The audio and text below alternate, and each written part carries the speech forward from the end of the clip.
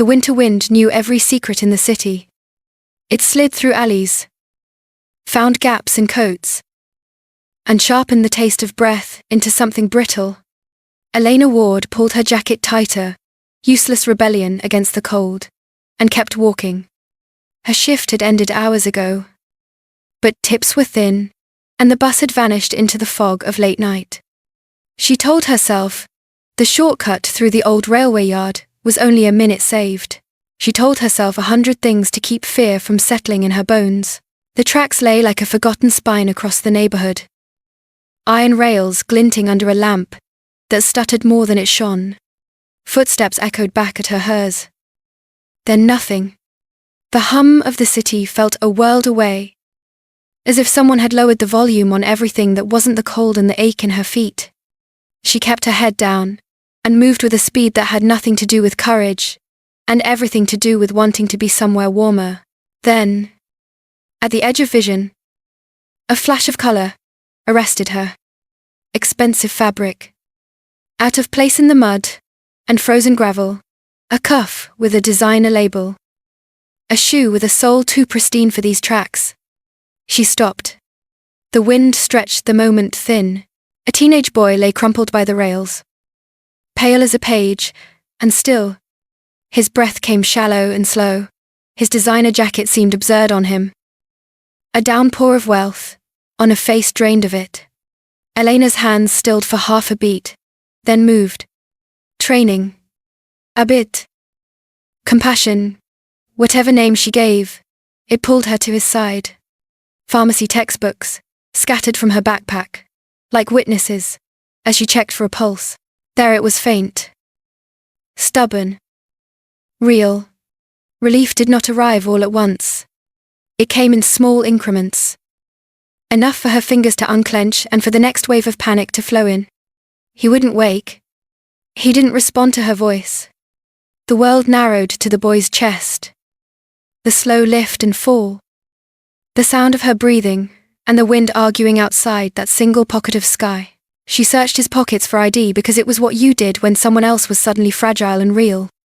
A phone vibrated inside his jacket, missed calls blinking from a single name, Dad. The screen read like a map to somewhere dangerous and familiar. She tapped the callback button before she could convince herself otherwise. The voice that answered was a line drawn in ice. It fit the weather, and made something inside Elena colder still. Calm. Controlled. The kind of voice that had never had to explain itself. Where is my son? It asked. One question. Precise as a lance. He's... She swallowed. Words scrambling. He's here. By the tracks. He's breathing. But he won't wake up. Her own voice sounded small. She heard the shift manager's polish of control on the other end. There was an authority in the reply that didn't require volume. Describe exactly where you are. The man ordered. Not a request. Do not move him. Do not leave his side until I arrive. She gave him the street. The lamp. The crooked fence. And the dumb feeling in the pit of her stomach that this wasn't just any parent. The minutes that followed were an iron exercise in patience. Her new, unwanted companion. Engines cut through the night, like black knives. Headlights carved the darkness into precise slices, and then there were men in black suits. Silent and efficient as if someone had pressed fast forward on danger and landed it on her doorstep. When he stepped from a vehicle, he was all economy of motion and cold light. Adrian Moretti, name, the city said, in whispers, if it said anything at all, moved with a weight that gifted the air around him. Gravity. He looked like a man who had never been surprised and disliked being so. His coat caught the light, then shadowed it.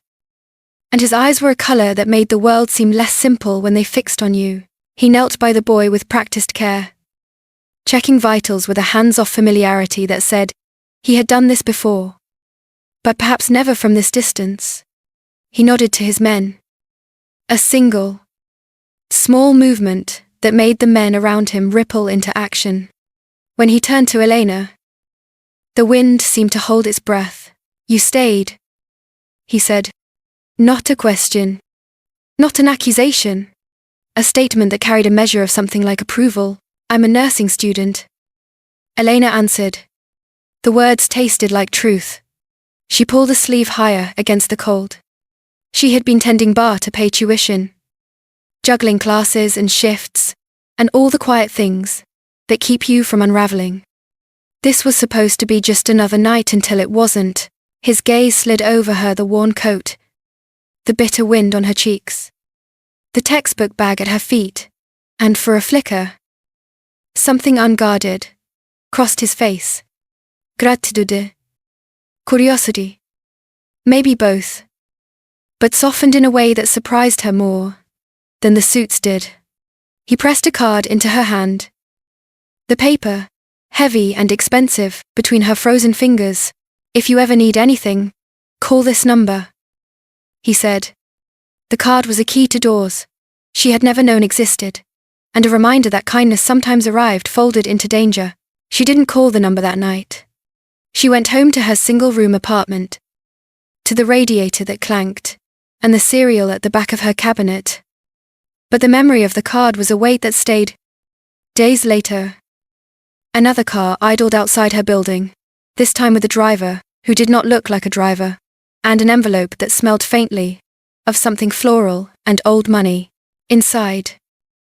An offer spelled in impeccable handwriting, come to the mansion and take a job as private nurse to Adrian Moretti's son. Luca Moretti. The offer sat on her table like a coin that could flip her entire life. Her dits had teeth. Tuition whispered in her ear every night. Her mother called sometimes, and asked about bills in a voice that folded into hope and disappointment at once. It was everything she had worked toward, and feared she would never touch. The pay would erase a year of struggle. The position promised stability, the way nothing else did. She hesitated. How do you walk into a world that is the precise color you were taught to fear? How do you accept help when the help comes from the kind of man people warned you about? She told herself practical things. That she would be careful. That this was only for a time. That she could keep a vanishing line between her life and whatever this mansion represented. She told herself she was not a romantic, not a fool, not a pawn. She told herself this was still, simply, a job. The mansion was not like any home she'd ever seen. It rose from the street, like a statement of Power Stone and shadow, and the hush of a place where secrets were stored like fine china. Guards with faces trained to be unreadable watched her approach. Doors opened with mechanisms she couldn't name. Inside, marble swallowed sound. Portraits watched with polite disinterest. A piano sat like a relic. Its ivory keys, quieter than the world outside. There was a silence to the rooms that made her feel both small and dangerous at once. She learned quickly how to move around it, not too curious. Not too loud. Not too absent. She met Luca in a small, sunless room, where the light came through heavy curtains. He was young enough to look fragile, and old enough to understand the world had drawn lines around him. He flinched when she entered. As if people often arrived like storms and left like homework. He hated the pity in the air, and resented the careful hands that hovered like shields. You don't need me to pretend, he said one day. Voice flat and exact. I won't collapse into a sob if someone holds a door. She sat across from him, and pulled a chair closer, refusing to be lectured by fear.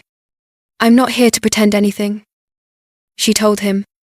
I'm here to help. Her words were small, but they landed. He watched her as if puzzling how someone ordinary could mean so much. Adrian watched too. He watched in ways Elena at first mistook for cold appraisal, then learned were deeper. The way he listened when Luca spoke of chess. The way he paused at dinner when Elena made a joke. Small and honest. He was a man who measured the world with a scale of consequence. He had never been taught how to measure it with a tender hand. Her presence began to pull at things in him he had kept wrapped and stowed. The halls watched the change with something like curiosity. Staff who had been unreadable softened when she smiled. Luca began to teach her small things, How the piano would not break if you hit certain keys too hard. How chess openings were less about attack and more about patience. Elena, who had been surviving in the cold, found a place where warmth arrived in increments, a shared meal, a quiet thanks, a nod that said more than any card ever could. On her first night alone in the mansion, she sat on the edge of a small bed and stared at the badge of the hospital where she'd trained. She thought of her mother and of overdue bills, and of the strange kindness that had plucked her from a frozen night and set her inside gilded walls. She thought she had taken a job. She thought, in the small honest way of those who have learned to be careful with belief, that she could change nothing about who she was, but something about the house was changing too. The air around it, once hard with defense, was learning to breathe. Somewhere inside, the music of a piano began to thread through the days. Like a promise, she thought she'd just taken a job. She didn't know she'd stepped into his world and his heart. Trust is a quiet thing. It grows in the margins, small, almost invisible, and then, before you notice, it has rearranged the furniture of your life. For Elena, it began with a single restless night and a boy who wouldn't wake. By the time the second act of their story unfolds, that small trust had teeth. Luca was not what the headlines imagined. He was a hurricane folded into a paper body, sharp, contained, and dangerous, if mishandled. He kept people at a distance, the way some people lock doors, habit and survival molded into instinct. At first their conversations were short, factual, barbed with teen disdain, but he had a mind that liked puzzles. He watched patterns in the world, the way a player watches a chessboard. Elena, with her textbook pragmatism and blunt empathy, was an anomaly in his life. Ordinary, messy, humane. She learned quickly that his seizures were not purely neurological in the textbook sense. There was history layered beneath the tremors, panic, like an echo of a past that hadn't been allowed to settle. He had been taught to be fragile on purpose, treated as an object to be protected, rather than a person to be understood. That protection had calcified into an identity when his body betrayed him. The mansion's instincts were to hide him away, to wrap him in layers of precaution that left him lonelier than before. Elena treated Luca like a person. She did not flinch from the messy, the embarrassing, the raw. She adjusted medication schedules, not because she opposed caution, but because she believed in measured risk. Let the boy climb despite the chance he might stumble. Teach him how to fall, and help him stand again. She introduced small rituals, breakfasts at a worn kitchen table. The kind of conversation that did not revolve around alarms and contingency plans.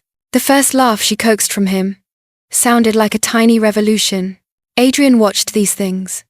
He watched with a vigilance that could be mistaken for coldness, until you saw what he was guarding. There was a ferocity in his protection that frightened people who mistook it for tyranny. But Elena began to see the other contour, how his hands hovered at the edge of kindness, and then drew back, fearful that tenderness might be a vulnerability he could never afford. Slowly, the mansion learned other rhythms. Staff who had mastered impassive faces began to let a smile slip at the sound of music. Meals that were once silent and functional acquired the dangerous luxury of conversation. Elena did not try to soften Adrian with sentimental speeches. She softened the edges by doing the ordinary, handing him a cup that wasn't perfectly placed, but simply offered, asking Luca about the small triumphs of his day, sitting with silence until it stopped feeling like an accusation. For Adrian, the change was inconvenient. It cost him something he had spent a lifetime refining: certainty. He was a man who calculated consequence and accepted the price of fear as a form of control. A father first, a boss second. There were nights you could see in the set of his shoulders, how he braced to protect what he loved, how he flinched when he imagined losing it. Elena's presence was a mirror he didn't ask for but always watched. Trust, though fragile, breeds enemies when exposed. A world built on advantage and intimidation does not tolerate soft spots. Elena discovered that lesson in the way the air shifted, the estate's security tightened. New faces appeared, and then disappeared, like weather. Once anonymous threats became names. The Valenti's rivals who traded in the currency of fear had started to move. They took interest where they once had not. It began as whispers about supply lines and legislative pressures, then escalated into dossiers and grainy photographs that found their way into someone's hands. The photographs frightened Elena for other reasons. They were of her. Street shots of her leaving class. An image of her laughing at a coffee shop with Maya. A frame of her entering the hospital where she trained. The Valenti's were not merely showing muscle, they were mapping her life. The knowledge that someone had built a file on her made the world feel smaller and the edges harder. Then Maya was taken. A quick text. Then a call with static. Then a video that made Elena's stomach hollow. Maya. Hair disheveled. Eyes wide with a fear that wasn't for herself but for Elena. The demand was surgical in its cruelty.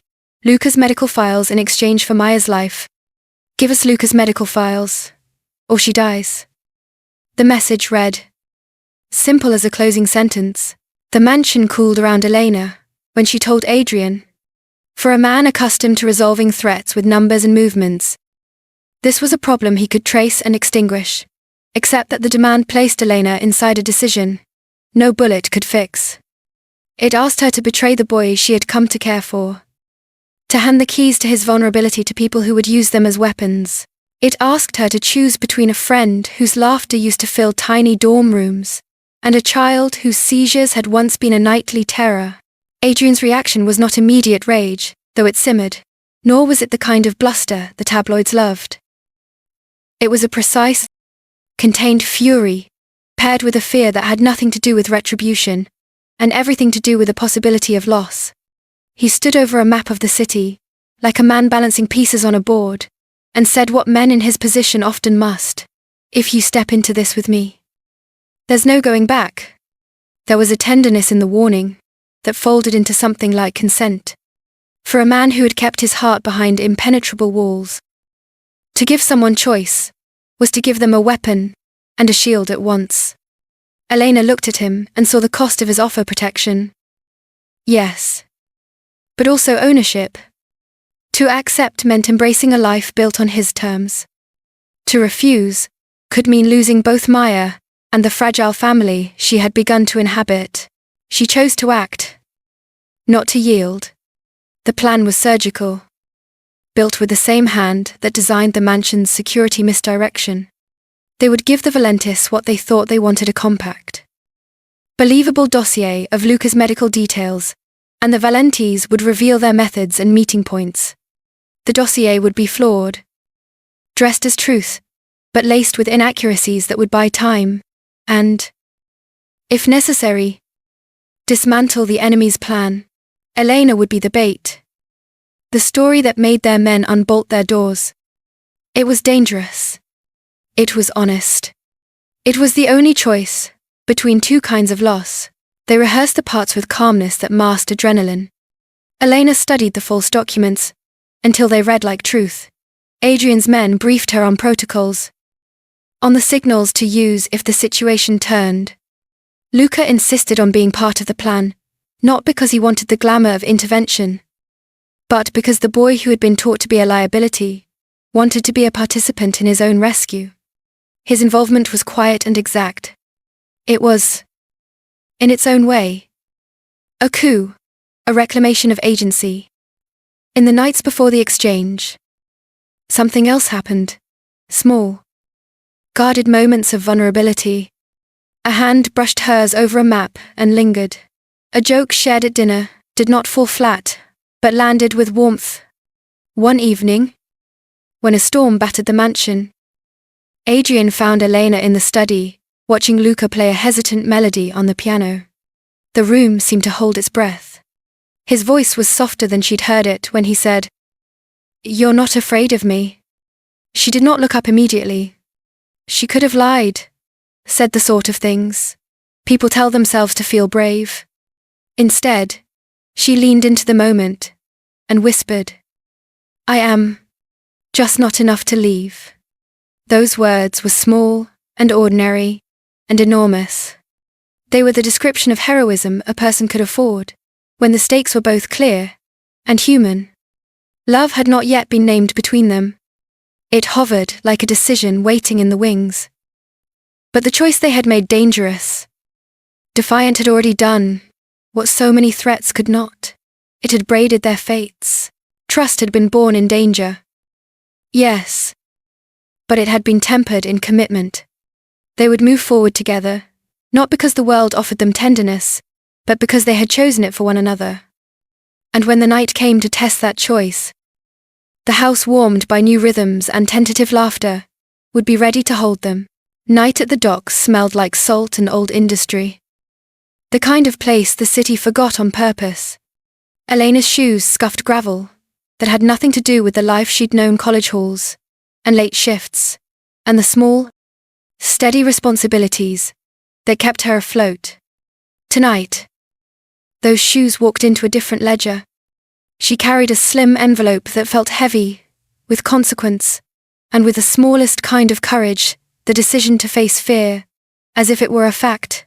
Inside the warehouse, the air was a slow, deliberate silence. Maya sat tied to a chair, eyes wide and raw. The kind of fear that makes you small and sharp all at once. The Valentis watched like predators who had learned finesse, not noisy men with crude threats. But a matriarch whose smile had a scalpel in it. She spoke as if discussing terms of a contract. The cruel politeness that made everything worse. A friend's life. For a secret worth millions. She said. Voice smooth and final. It was business disguised as artistry, cold. Efficient. And absolute. Elena's hands did not tremble as she put the envelope on a metal table. There was a beat where everything in the room seemed to hang on her breath. The dossier inside read like proof tabs. Dates. Doorzageschedulers. Emergency procedure notes laid out, as if by a careful hand. It was the kind of believable lie that required painstaking craft. She had built it to be convincing, because falsehoods have to be perfect to save lives. The usual bravado reverberated in the room, until Elena's thumb brushed the small, nondescript phone Adrian had given her. It sat against her thigh. A pebble of technology designed to look ordinary, and to be anything but. Her fingers moved as if by muscle memory. Pressed a point. Only she would know. The device carried a single promise, a signal that meant, "Come now." She watched the matriarch take the papers. The slow, indulgent grin of someone who believed she had forced a hand. The villains allowed themselves a moment of triumph. Outside, the city continued to breathe and complain and live. Inside, the world narrowed to a single decision that would irrevocably bind a few lives together. Then the lights cut. Darkness swallowed the warehouse with an immediacy that felt like a struck nerve. For a second, everything was sound-shifting boots. A breath held too long. The metallic ring of panic. Then there was the sound of strategy, ordered chaos moving into place. Gunfire erupted. The kind that announces itself in sharp exclamation points, and then falls into the math of tactical motion. Adrian and his men moved like a shadow with teeth fast. Precise. The culmination of preparation. Where the Valentis had presumed a soft victory, they found a force that had layered contingency on contingency. The air filled with the brief, clinical violence of a battle that was as much about intelligence as it was about force. Men who had been confident moments before scrambled like a plan, unraveling. Amid the noise, Adrian found the matriarch. He moved with an economy of motion that made him feel less like a man and more like a verdict. When he spoke, his voice was low and hardly loud enough to cut the storm. But it carried a finality that could not be argued. "You thought she was my weakness," he said. Each word weighed. "She's the reason you lost." Those were not just words about strategy. They were the language of a man who had finally learned what to protect, and why. The Valentis, for all their reach and cruelty, had not understood the essential truth strength can masquerade as weakness until someone decides to call it courage. When the smoke cleared, the warehouse looked like a place that had remembered it was alive. The Valentis were rounded up, the police enabled quietly by a detective who owed Adrian more than the city wanted to know, arrived with enough evidence in hand to turn a private war into public consequence. Maya, still shaking, looked at Elena with a kind of wonder that hurt in the good ways. She had been a tether to Eleanor's old life, messy, ordinary, stubbornly human. Elena checked her for cuts and bruises, the way she had been trained to methodical, calm, deliberate. Each careful touch was a promise stitched into being. Adrian watched Elena as she worked. For the first time in a long while, the mask around him slipped. It was not a display for anyone, but the two of them small fishes in a man who had built himself from stone. His voice so often the sound of command trembled in the way vulnerability trembles. Not from weakness, but from the weight of feeling. You risked your life for us, he said. For family, she replied. The word carried the gravity of a decision that cut across the lines of what was convenient and what was right. It was not a declaration of romance made for the thrill. It was a claim on belonging, on choosing to stand in each other's margins. Days unfolded after the warehouse, like a slow unwinding of danger into possibility. The Moretti house shifted the way a place does when music returns to it. Laughter found its notes again. Fragile, but growing. Security tightened in practical ways.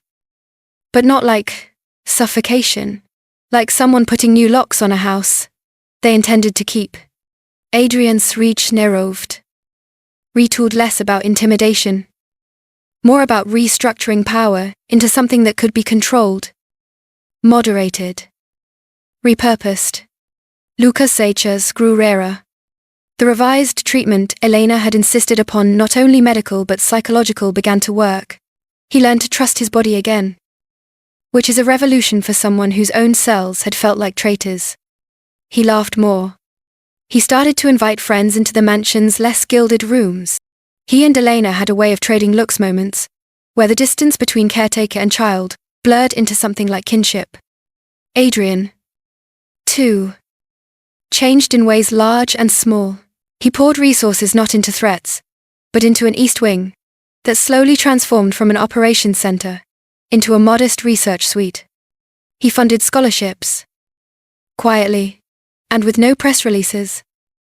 The way someone who knows how to repair damage puts glue into the seams. It was not a wholesale redemption. Great empires don't simply unfold into sainthood overnight, but it was a deliberate pivot.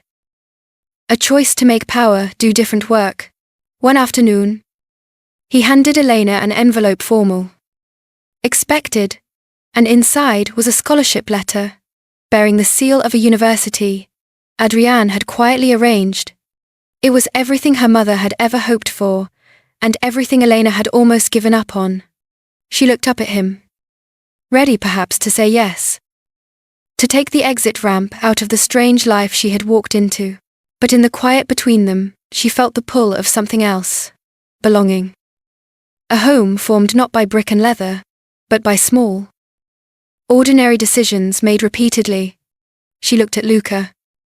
At the laughter that had returned to rooms that had once been silence. At Adrian, who had taught her more about protection than any manual ever could.